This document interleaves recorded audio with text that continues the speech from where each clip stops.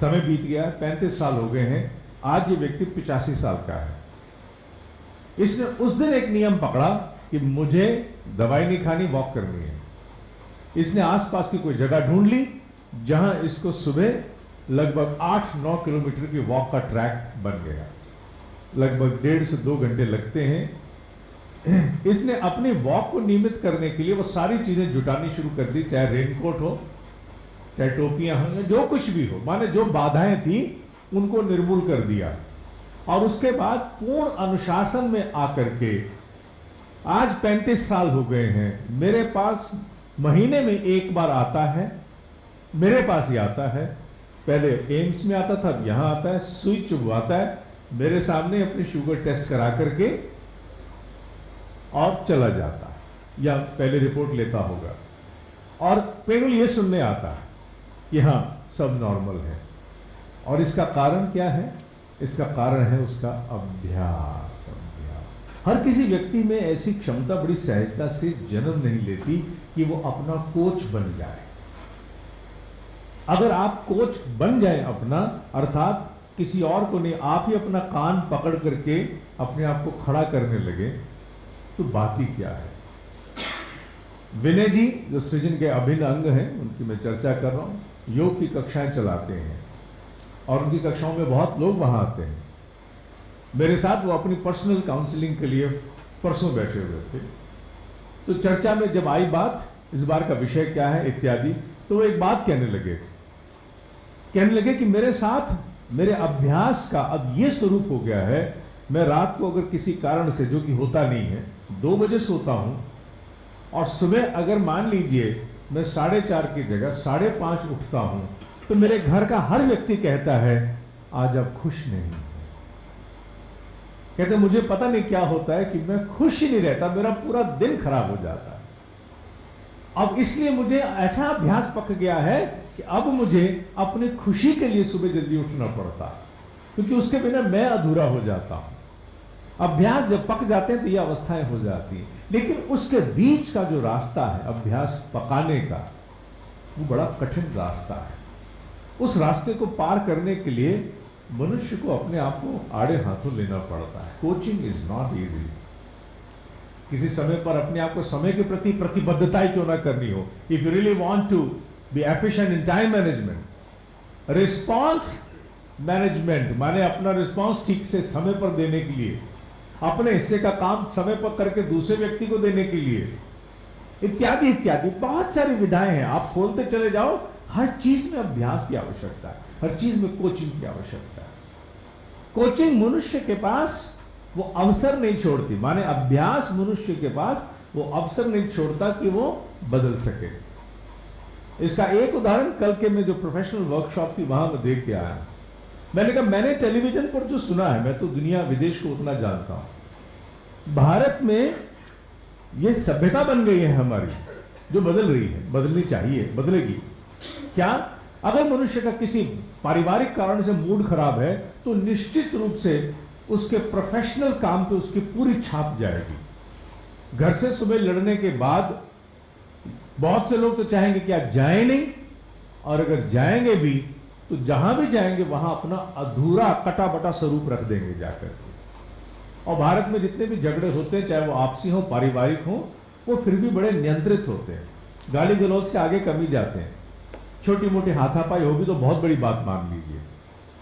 विदेशों में मैंने सुना है, मैं राष्ट्रों के नाम नहीं ले रहा हूं क्योंकि राष्ट्र नाराज हो जाए, विदेशों में मैंने सुना है कि अगर पति पत्नी का झगड़ा होता है तो दोनों बड़े साइलेंटली, बड़ी खामोशी से एक काम करते हैं जिसकी आप कल्पना भी नहीं कर सकते। वो क्या? आपके वार्डरोब में जाकर के कैंची लेके आपकी सारी पैंटें काट दी जाएंगी, तौलिया बांध के जाओ जहां जाना है। आपके वार्डरोब में आपके जितने स्कर्ट्स हैं, ड्रेसेस हैं, वो सारी कैंची से काट दी जाएंगी।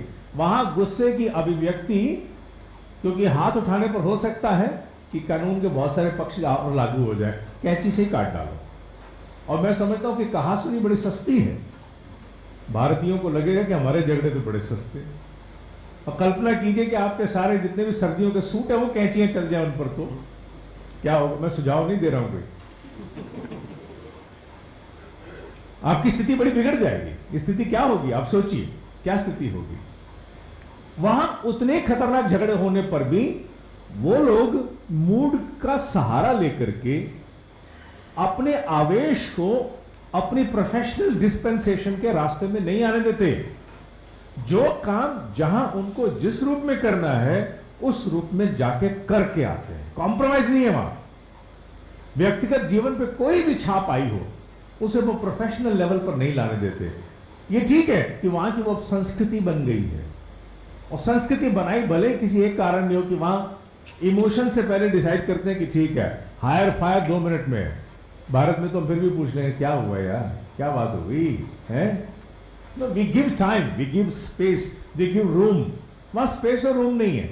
If you are not performing as you required to perform, you are not required here. Move, push, move, बाहर निकलो।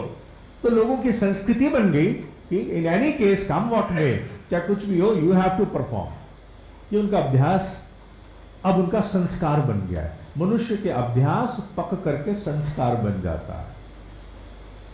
जैसे एक नया अभ्यास हमारा बन गया है, विश्व में 66% जो फोटो अपलोड हो रही है सोशल मीडिया पे वो सेल्फी हैं। अभ्यास हो गया, ऐसा अभ्यास हो गया कि मैं पीछे भी कुछ दिन पहले अपने परिवार में था, तो मेरे ब्रदर इन लॉ ऐसे कर रहे थे, मैं सामने, मैं कहा ऐसे ऐसे करके मैं ठीक करके मैंने कहा अब खींचो। तो मैंने कैसी आई है, जीजा जी मैं तो सेल्फी ले रहा था। मैंने कहा सामने वाला ऐसे मुंह बना रहा। सेल्फी एक प्रकार का अभ्यास, एक संस्कार बन गया है। आज उसको लेते व्यक्ति को बुरा नहीं लगता है। अपने रिकॉग्निशन कैसे समाज में जाए ये सिद्ध करने के लिए सेल्फियां ज्यादा पॉपुलर हुई हैं। इसमें पीएचडी भी हो चुकी है, डॉक्टरेट की रिपोर्ट्स में पढ़ चुका हूं जिन्होंने डॉक्टरेट की है कि why selfie is becoming more popular. President, prime minister सारी सेल्फियां खींच रहे हैं। वो इसलिए क्योंकि दुनिया के सामने हम अपने आप को जैसा दिखाना चाहते हैं वैसा दिखा पाने की उसमें हमारे पास क्षमता होती है कि मुंह ऐसे बनाओ, ऐसे बनाओ। इसलिए लड़कियों की अधिकांश सेल्फी में मुंह टेढ़ा आता है, क्योंकि वो अपने आप को करते करते धीरे धीरे आंख इतनी कर लेते हैं, राइट आई बड़ी हो जाती है देखने के लिए, लेफ्ट छोटी दिखती है। इस रिसर्च यहां तक गई है, बहुत गहरी रिसर्च है। पर एक संस्कार बन गया अभी, अब अभ्यास और संस्कार बन गया है। वही अभ्यास और वही संस्कार आत्मविश्वास को जन्म देने के लिए जिस विषय में भी आपको लगता है उसमें आपको कोचिंग के स्तर पर आना पड़ेगा, क्योंकि कोच हर व्यक्ति अफोर्ड नहीं कर सकता, क्योंकि अच्छा कोच बहुत पैसे लेता है। व्यक्ति की जितनी सामर्थ्य है, जितनी क्षमता है, उसका साल भर का हो सकता है वो कहे जी मुझे 1% दे दीजिए, 1% ऑफ व्हाट यू आर। आप जितना कमाते हो आपके अस्तित्व को बदलने के लिए उसका 1% मुझे दे दो, मैं आपको बदल दूंगा। कुछ भी नहीं है, बट देखा जाए तो बहुत बड़ी राशि बनती है। हर व्यक्ति नहीं खर्चेगा। तो इसका अर्थ क्या कि जो लाइफ कोचिंग के लिए पैसा नहीं खर्च सकता उसकी कोचिंग ही नहीं होनी चाहिए? बिल्कुल होनी चाहिए। तो उसे फिर अपना स्वगुरु बनना पड़ेगा, अपना स्व कोच बनना पड़ेगा। तो स्व कोच कैसे बना जाए, किस प्रकार से बना जाए, ये बहुत बड़ा एक महत्वपूर्ण विषय है। और इस महत्वपूर्ण विषय पर मैं 3 घंटे की एक कार्यशाला केवल सृजन के ही परिवार के लिए यहां करने जा रहा हूं। इसी प्रांगण में एक 3 घंटे की कार्यशाला हम करेंगे जिसमें प्रशिक्षण दिया जाए how to coach your own self, क्योंकि वो 40 मिनट में संभव नहीं है। 40 मिनट में संभव नहीं कि आपको विधि बताई जाए, अपनी एंग्जाइटी के बारे में आप जान सको, अपने फियर लेवल को जान सको, अपनी एंड्योरेंस लेवल को जान सको, अपने इमोशनल अपसर्ज को जान सको, और साथ ही साथ अपने लिए उपयुक्त विधि के अभ्यास को भी घड़ सको। क्योंकि अभ्यास घड़ने के लिए भी कम से कम 5 स्तर आवश्यक है, जिसमें आत्मबोध तो है ही है। आत्मबोध के अनुरूप अपने लिए प्रिस्क्रिप्शन तैयार करनी है आपने, जिसके भी स्तर होते हैं कि किस तरह की प्रिस्क्रिप्शन आप अपने लिए बना रहे हैं, उसमें क्या क्या समावेश होना चाहिए। वो सारे समावेश नहीं है तो आप अपने लिए प्रिस्क्रिप्शन भी तैयार नहीं कर सकते हो। जैसे हम लोग कहते हैं कि अपना उपचार अपने आप करना, और इंडियंस इस मामले में बड़े परफेक्ट होते हैं। Indians are the masters in the world in आत्म उपचार। ये बात फैक्ट है, ये बात सच है, इसमें कोई दो राय नहीं है। अवसर मिले तो अपने लिए वो बहुत बढ़िया उपचार कर सकते हैं। तो इसीलिए इस पर 3 घंटे की कार्यशाला मैंने रची है। रिकॉर्डिंग के माध्यम से तो उसको संभवतः नहीं प्रसारित कर पाएंगे, लेकिन डीवीडी के माध्यम से बाद में उसको पहुंचाया जाएगा। क्योंकि जब व्यक्ति अपने लिए कोचिंग करने की व्यवस्था जुटाता है तो उसको ज्ञान होना चाहिए कि सबसे पहले पूर्वाभ्यास की, अभ्यास से पूर्व की पूर्वाभ्यास की तैयारी क्या होती है। पूर्वाभ्यास की तैयारी के बाद जब तैयारी को सक्रिय करते हैं, चलायमान करते हैं, तो अभ्यास कैसे होना चाहिए, उस समय मेरी मनस्थिति कैसी होनी चाहिए, मनस्थिति के साथ साथ मुझे किस प्रकार अभ्यास करना है, कितने अंशों तक अपने आप को खींच के आगे ले जाना है। क्योंकि अधिकांशतः अभ्यास करने की जानकारी ना होने के कारण बहुत से लोग एक बार जिम जाने के बाद फिर जा नहीं पाते, जल्दी दर्द होता है। कितना स्ट्रेच करना चाहिए और स्ट्रेच करने के अलावा कितना नित्य प्रति किस रूप में अपने आप का मूल्यांकन करना चाहिए, क्योंकि पता लगा गलत अभ्यास ही आगे बढ़ रहा है। सही अभ्यास कैसे होता है, उसका मूल्यांकन कैसे हो, उसकी रीति नीति कैसे होती है, किस प्रकार उसके प्रति अपने भीतर धार्मिकता पैदा की जाए। धर्म शब्द केवल हिंदू मुस्लिम सिख ईसाई के लिए नहीं बना हुआ है। धर्म शब्द का वास्तविक उपयोग तो प्रोफेशनल के लिए है, मंदिरों के लिए नहीं है। मंदिरों को तो आप एक शब्द आस्था दे दीजिए तो काम चल जाएगा। धर्म शब्द का लेना देना तो प्रोफेशनल के लिए है, अभ्यास के लिए है, प्रैक्टिस के लिए है। भगवान को धर्म शब्द की जरूरत नहीं है। धर्म शब्द का तात्पर्य क्या होता है? अस्तित्व, स्वभाव। अग्नि का धर्म क्या है? भगवान नहीं, जलाना। पानी का धर्म क्या है? भगवान नहीं, गलाना। वायु का धर्म, आकाश का धर्म उनकी प्रकृति है, उनकी नेचर है।